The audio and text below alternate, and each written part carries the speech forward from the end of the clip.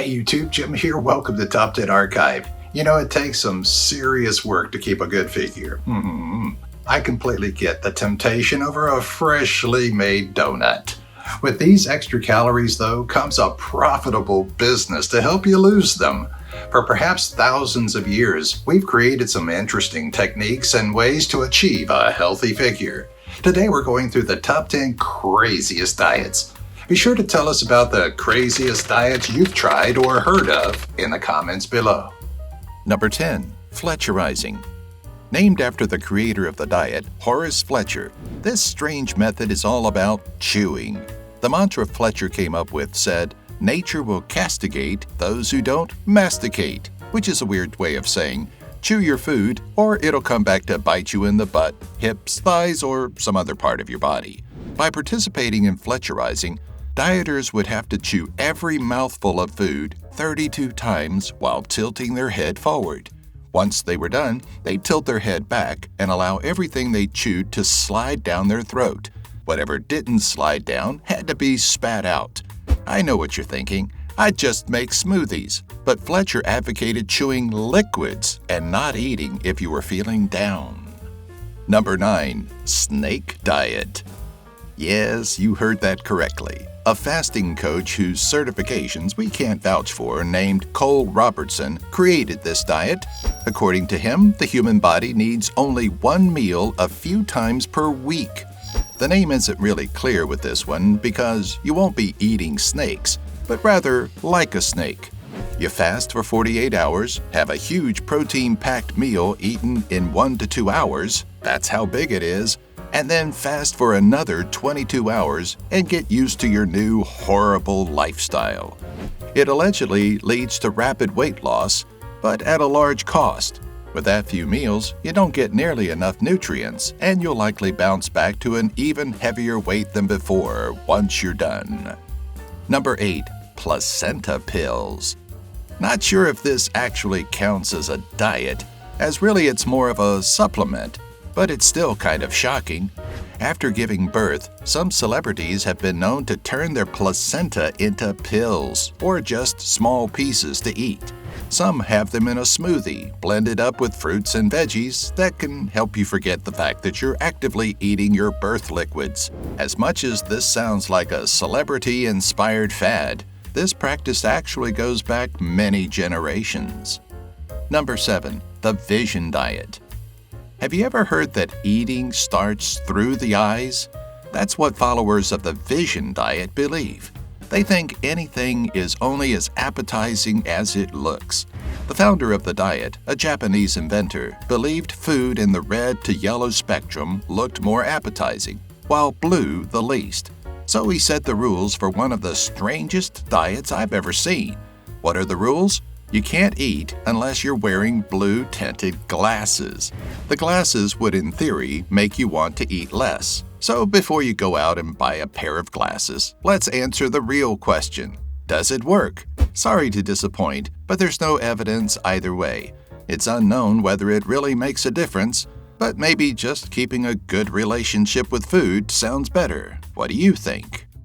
Number 6. Last Chance Diet. Despite the urge to call this a diet, we have to admit this is really more of a fast. It comes from a time in the 1970s when people tried not eating at all by drinking a mysterious cocktail made by the developer Dr. Robert Lenn.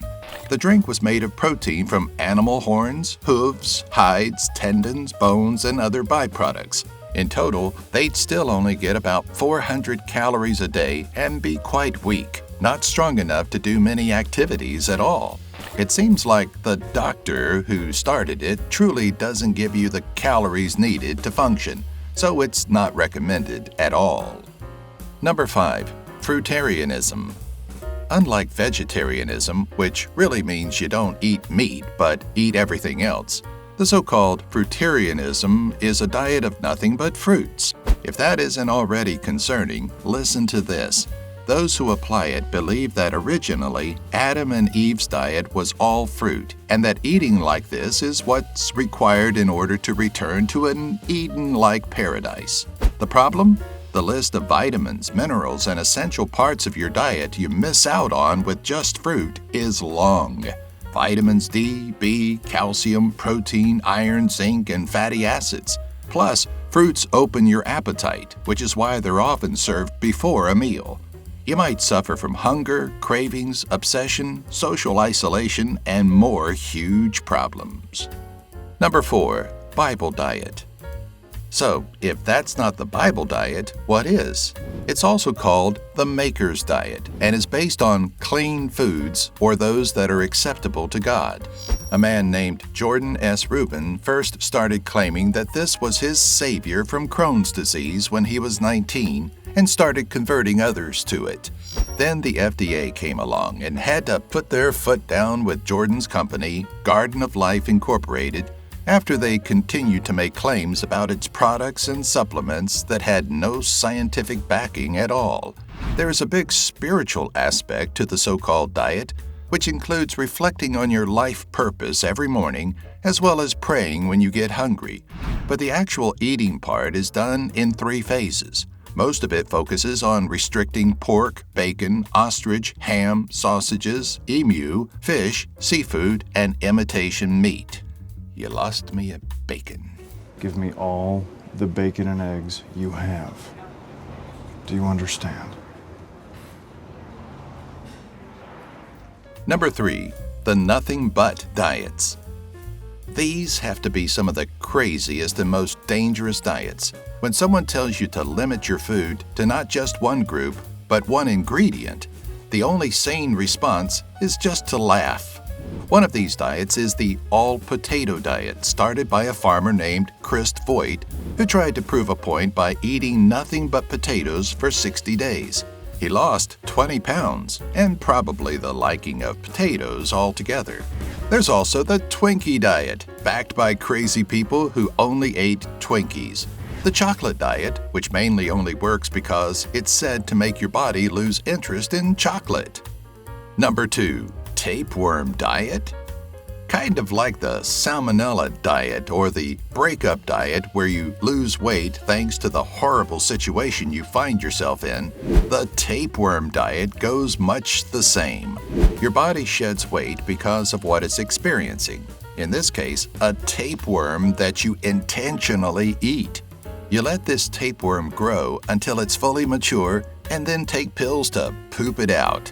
Advocates of this diet say you can lose 1 to 2 pounds a week with the method, but it's not very safe to make yourself sick on purpose, ingesting a live parasite and depriving your body of nutrients. Tapeworms aren't even legal to import, which is why some organizations run tourist attractions to get infected safely. The truth is, you could die from one of these experiments, so please don't do it. Number 1. The ice cream cleanse. I know what you're thinking. Another nothing but diet? No, this is not just an all ice cream diet. It's actually an extreme version of one. It's expensive, it's fatty, and it's a childhood dream for all of us.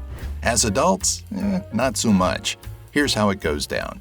You eat 5 pints of special ice cream every day for 3 days. The ice cream is made from coconut cream and honey and is supposed to control the caloric intake to give you just short of what you need, which is what produces weight loss. The thing is, what happens after the weight loss? As soon as you reintroduce your regular diet, there's usually not just a regain of the weight you lost, but also additional weight on top of that. All ice cream diet? Probably still a no-go. Thanks for watching. Do you know of any other crazy diets? I'd suggest what always seems to work. Eat a bit less, exercise a little more, and have a healthy, happy attitude toward life. We'd sure love to actually gain a lot more of something. Great people like you as subscribers. So click that button, ring that notifications bell, and give this video a like. Thank you. I'm gonna go make myself a bacon sandwich.